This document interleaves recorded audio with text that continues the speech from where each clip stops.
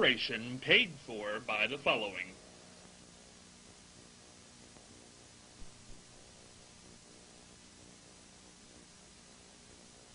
The Ohio Neck and Back Pain Relief Center, Scott M. Gray, D.C., across from the Marion Center between TSC and Kroger.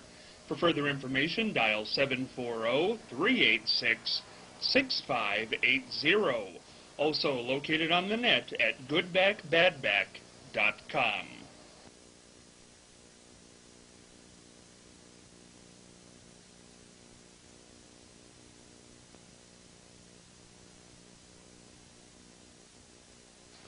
You know what the greatest thing is about the exchange with Scott Spears? Well, not only do they have Scott Spears, but they got all kinds of fabulous guests, too. So tune in. The Exchange, Scott Spears, right here.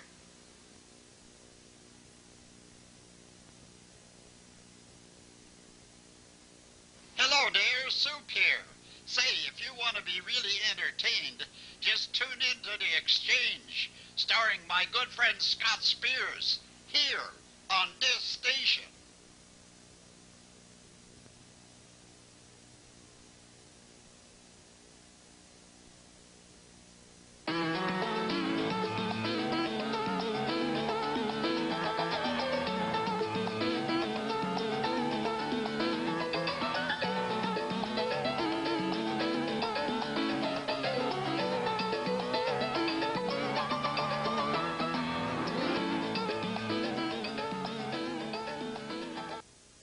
Hey, Scott Spears along with you on a Thursday edition of The Exchange. Having a lot of fun this week. Going to talk about some interesting stories today. Today will be Peculiar News Story Day here on The Exchange, joined by Charlie Evers, Brenda Donegan, Mary Ellen Withrow, very special guest, and Martha Douse-Manesi. Before we go over to Charlie, I do want to mention once again the Night of a Thousand Stars coming up, 14th annual, on Thursday, December the 8th, a week from today, 6:30 p.m., Unkefer Street Union Hall, located at 675 Unkefer Avenue here in Marion. All proceeds will go to create a scholarship in Marion, a Marion County High School senior for a Marion County High School senior attending college in the fall of 2012, majoring in broadcasting and or journalism. All kinds of performers that night. Martha Douse dancers, Dance Factory dancers, Rainbow Singers. Possum will sing the Marion song. Fran Ball will be getting the Friend of the Community Award. And a new thing this year called Marion Legends. Here's what it's going to be. For the first time ever, we're going to honor two people on December the 8th. We're going to look back at their career. They're both going to be there. I have commitments from both of them to be there. We're going to honor them for their good works to Marion. Then a picture of them along with a short biography. Now this is what's unique. Will be hanging in the lobby of City Hall for 1 year as Marion Legends. They will go in there the day after the show on December the 9th, and they will hang in there for 365 days in the lobby of City Hall. And this year's two legends, should I mention them today or save them for Friday? Mention them today? Okay. The two Marion Legends are, number one, Martha Douse-Manesi will be one of our Marion Legends. Martha, we're so glad to be doing that. This was your year, Martha. You were Grand Marshal of the Popcorn Parade. You returned to the Harding High School football stadium after 62 years and led them on the field. And this year you're going to become a Marion Legend and hang in City Hall. Love it. In the good part, not the sheriff's end. You'll hang on the right part of City Hall this year. All right. And the other one, who I just talked to today in the theme of broadcasting and or journalism, there's never been a better newsman in Marion, Ohio than Joe Ione. Charlie, vouch for that one. Oh, yes, that's for sure. Joe Ione will be there, and it's going to be great to see Joe, and Joe will also be a Marion Legend this year and hang in City Hall. So going to have a lot of fun. For tickets for this event, call Sean at 740-262-3203, $5 per ticket. Again, 740-262-3203. And remember, celebrity auction items that night, including a portrait painted by Phyllis Diller. Going to be a lot of fun. Charlie, fascinating facts today. Yeah, just a little bit of information about a very strange thing that's developing on Route 95. I think I mentioned it before, but when the glacier passed through here 15,000 years ago, it left a lot of what's called kettles. Those are depressions in the ground which gather water constantly, it seems like. We've had a very rainy season this fall, and one of those kettles is on, in fact, under Route 95, right near Timothy Lutheran Church. And each day, the road sinks maybe a quarter of an inch or so. And I think that one of these days, when one of these large trucks come through, that things are going to happen. I would like to, it's going to have to be dug out and heavy stone put in its place to be absorb all the moisture or the instability of the soil. That's just one of those things. Hardly anybody probably thinks of it, but when you pass that, your car rocks back and forth. Is that what does that? That's what does it, Now yes. we all know. See the things you learn watching this program? Today, as I said, Strange News Day, and I've been holding on to this story for a while, and you know what? We're going to go to it today. Talk about strange news. Officials of a California school system plan to meet with the agent who schedules celebrity guests to read to children after some parents complained that having a former adult film star as a participant was inappropriate. A Compton Unified School District statement says the outside talent coordinator listed Sasha Grey as an actress who appeared in the HBO show Entourage when she was proposed as a participant in the guest reading program at Emerson Elementary School in November. Gray's previous experience in adult films was not mentioned. The district says it will review the selection process with the coordinator to avoid any potentially controversial readers in the future. The district clarified that the guest reading program is not associated with the National Education Association's annual March event, Read Across America. Now, interestingly enough, I posted this up on Facebook, this story, and I said, give me your feedback. What do you think? Should a woman who did this in the past be allowed to read at an elementary school? And you know what? The Facebook people said yes. They said, why not? The children, being rather young, would not maybe know right away about this lady. I saw her interviewed. But it wouldn't take long for the kids to talk among themselves and to recognize her for what her past has been. This is not such a good idea. Are we that hard up for readers? Well, but no. I no, mean, here's really. But no, wait a second, Charlie. Now, hold on. Because I don't think she got paid for this. She offered her time to do it, and I think we are hard up for volunteers. Apparently so. Now, if this was a paying job, that's something different, but I don't think so.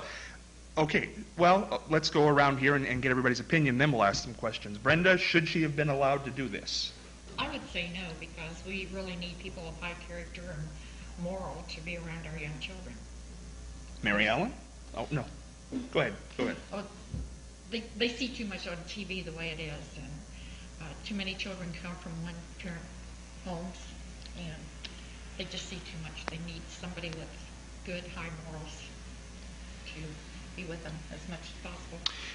But now, see, here's the interesting conversation before we slide over to Mary Ellen and Martha on this one. Morals. Now, that is a hefty word, because being an adult film star, to my knowledge, is not illegal. So, who is drawing the line on what is moralistic and what is not moralistic? I think probably each parent does that. You know, profanity is probably more, I'm sure it is, more rampant in people's homes now than it was 30 years ago, 40 years ago. But is that a moral issue? Because it's not illegal to use profanity. Moral's touchy because everybody's morals are different. Mary Ellen, what do you think? Should she have been allowed to read? Well, I didn't see a picture of her, but I would say no. I don't know how she looks. If she looks like a porn star, I wouldn't think you'd want to read. She wasn't bad looking at all. Well, she's become an actress. Yeah. She's not doing these adult films now, I don't think. Well, would she be scantily clad? Would she be properly dressed? You've got all those things that you have to think about. Well, I think when you go into an elementary school, you probably wear something. I don't know. I've passed some elementary schools, and the teachers aren't dressing so conservatively anymore. It's certainly not the school marm of 40 years ago, the people who are working in there. Martha, should the lady have been allowed to read to the children? No. Any particular reason, just because of her past? If she's had a bad past, she does not have any right to be with children. Okay, I'm going to counterpoint this because we all went the opposite direction. So, I'm going to say this. Once again, I think volunteers are hard to come by. Number two, she's not doing it anymore. She is starring in the HBO series Entourage. I guess she's an actress now. Number three, if you do something bad once, are you condemned all your life? You can never do certain things ever again, even when it's not illegal. I mean, it's not like she killed the guy, or she, rape would be one, of course. She would say no. She didn't do that. And she's not doing it anymore. I don't know. That you know of. Well, can you condemn? What do people do? What does anybody do at home, Charlie? I don't know. I think a lot of people do bad things that they probably wouldn't want everybody to know about. I don't think that should disqualify you for life. But if you run for office, they soon find out. Well, if you run for office, yeah, but if you're Rick Perry, they like you even more. And Newt Gingrich, your ratings go right up when they find that stuff Now, out. did you say that the coordinator was looking for celebrity volunteers? Yes. Okay. And that's what she got. I mean, this woman is on Entourage now, whatever that is, and she's a legitimate actress. It's just her do you have to list your whole past, I guess is the question. Well, I would think they would want people that are a good example, and she would be a Yes. good example.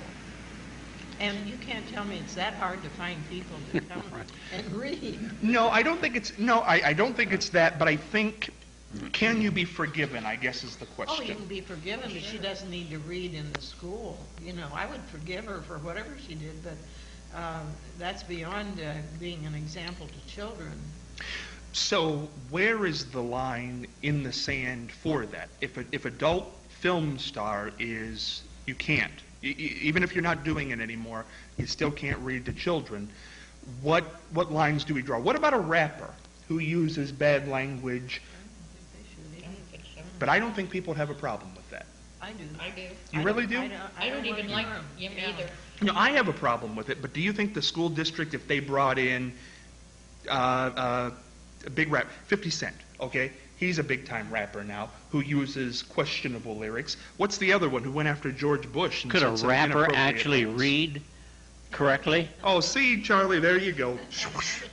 No, Really? I don't know. I think Would he start to read and then get into this jiggling thing? jiggling. No, it's rhyming, not Would jiggling. he start doing this, you know? Oh, get out. Do we ever forgive? Let somebody out of the penalty box. This girl. Well, you know what? maybe that coach at Penn State ought to be forgiven. No, see, that's Well, he's great. not doing anything That's now, is he? molestation. You can't forgive molestation. But this, I don't know, the bad choice she made.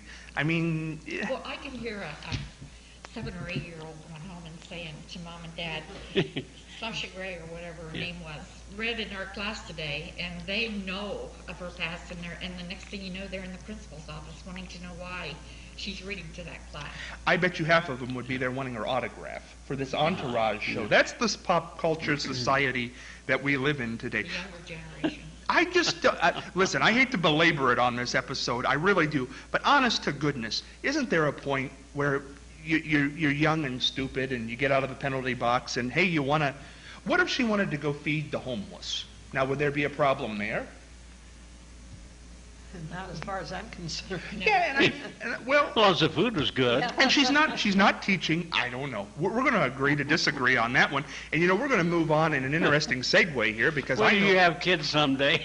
Yeah. No, but I mean, if they're not, okay, if she was an adult film star now, then yes. But I guess I'm talking about forgiveness here. One thing you do for maybe a year in your life, or maybe you just make one movie, are you just for the next 70 years you can't do certain things? Do movies suddenly explode and disappear? Well, I just read yesterday that Frank Sinatra possibly might have made a film that was a little risque. But I haven't seen him read to kids. I think he did. not anymore, not in the current state.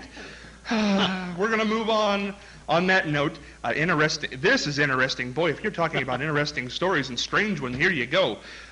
Reconsidering the death at sea of actress Natalie Wood, whether it was in fact an accidental drowning, will give homicide detectives an unenviable job, even with modern crime-fighting tools. You just have to keep a very open mind, said retired LAPD homicide detective Sergio Robleto. Robleto never worked with the Sheriff's Department on the original Wood death investigation, but he knows the basic outline, and he knows how to run an investigation.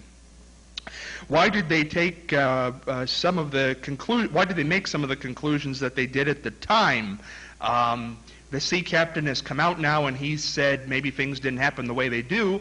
A matter of fact, the captain, everybody's still alive except her in this whole situation. Christopher Walken was on the boat. Robert Wagner was on the boat.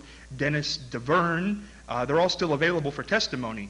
DeVerne was the captain, and he told the Today Show that he believes Robert Wagner is responsible for his wife's death.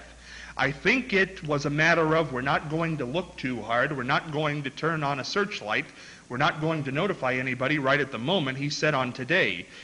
He wrote a new book. He also said, I think it's important, the issue to find what motivates a person to come forward.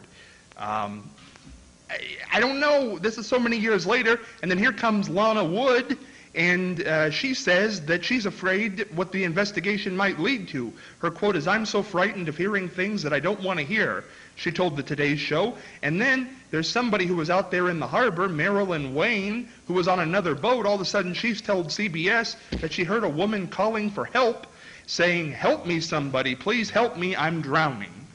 Now, there's no statute of limitation on murder. And this guy believes Robert Wagner did it, the captain. So, Well, what credibility does any of them have since they were all drunk? well, They didn't know what was going on, probably. now should they be able to go and read to kids tomorrow? They were all drunk that night. Forget it. They They're- should be they're- wiped they off. probably can't see anymore. No, the truth is, Charlie, Read. that the LAPD homicide department has reopened this, so obviously they're seeing something that maybe they overlooked years ago.